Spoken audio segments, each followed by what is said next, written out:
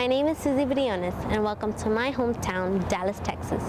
They say everything is bigger in Texas, and that is definitely true when it comes to the difference the Real Estate Council has been making here for almost 20 years. I'd like to share some stories of how the members of the Real Estate Council are making my hometown a better place to live. That includes a story about Uplift Education. It just so happens that I'm in the 7th grade at Williams Prep in Dallas, an Uplift Education school.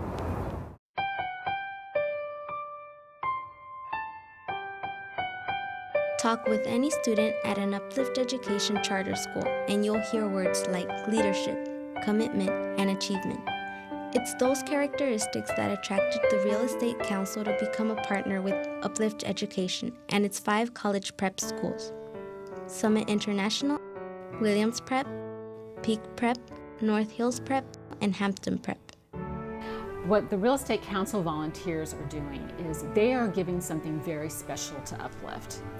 Uplift knows that if they have a need in helping them manage their 5 locations, they know that they can go to the Real Estate Council for help. There's not a lot of information about those schools who are doing well and how can we scale that up to make it happen. And TREC has an amazing reach in their membership. Students time and time again will say, well, you know, teachers here will stop and answer my questions. That was shocking to me. What Uplift schools have been able to capture is inspiration. Students are inspired by their teachers. It's an accelerated learning program that we are passing with flying colors. They really try to connect with you. Most of the teachers try to, I guess, be friends with you. Like, they're always telling you, if you ever have any problems, you can come and talk to us. We'll be here, we won't judge you, we'll listen, we'll help you with whatever we can. I love my school because I know that I'm going to college. They make sure of it every day. And it's also about having a good experience while we get there.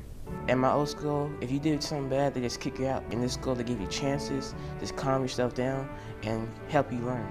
Meanwhile, teachers are inspired by the success of their students. At Uplift schools, failing is not part of the curriculum. If you raise the bar and you have really high expectations for kids, they'll reach those expectations. Here we push really hard for our kids to understand what college is going to be about. So that's where we have that college prep. We're always telling our kids, college prep, college prep. And so we provide the rigor in the classroom. We reassess until they hit mastery level. And our mastery level is not just 70 for passing, it's an 80 or above. So if a student doesn't receive an 80 or above on any assessment, we retest them and we tutor them. The Real Estate Council's support is vital to Uplift Education's growth and mission. Like TREC, part of its mission is about building a strong workforce through strong educational values. Uplift schools give children and families without means a choice in their public school education. The reason these schools really do so well is that the culture is right from day one. It's very relationship oriented. When a kid comes in the school, his hand is shaken, he's called by his first name instead of going through a metal detector and having his backpack checked.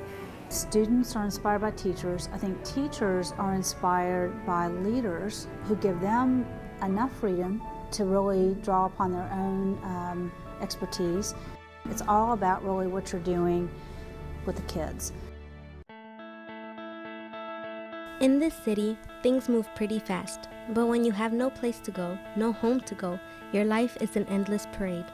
So the Real Estate Council partners with Central Dallas Ministries and Central Dallas Community Development Corporation to help house the homeless and renew hope in the heart of Dallas.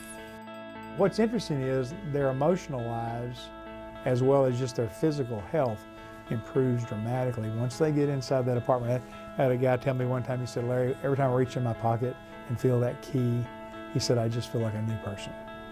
He'd been on the street 13 years. I lost everything because I was not working. I couldn't find anybody to help me pay my rent or anything. And I didn't have any food. It's nothing like having your own. It's nothing like having your own. Nina Hatley lived on the streets of Dallas for 10 years before she found Central Dallas Ministries. Her life has changed dramatically. And in July, the lives of 50 formerly homeless individuals will also change when City Walk at Akron opens. City Walk will be a mix of retail, office and residential space, but much of the building, 10 floors, will specially provide homes for low-income and no-income individuals. The project will also provide housing for those who work in downtown Dallas, giving a boost to the local economy. I think it's important for TREC to get involved on this one, especially because it was that initial seed money to get the thing off the ground. And you know, without that seed money early on to kind of capture that dream and put it all together in one place, it would have been hard to really pull that thing together. There is a new thinking about how to really address homelessness, and it's really not based on services. It's based on housing first. There's only one requirement in our program: be a good tenant. This one project will not solve a growing tragedy, but it is leading the way in how organizations and cities are trying to tackle the problem. Real Estate Council members and volunteers have played leading roles in shaping the future of CityWalk at Akron. You get to a certain point and you have to give people a chance. And you know, once they do have permanent housing, that they're really a jewel for the community.